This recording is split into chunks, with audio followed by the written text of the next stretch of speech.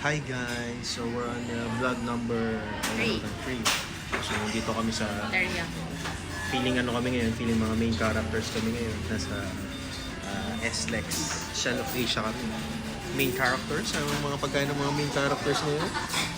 Ano to? Katsudon, extra rice, teppanyaki, Bastara. butter ramen, tapos tempura.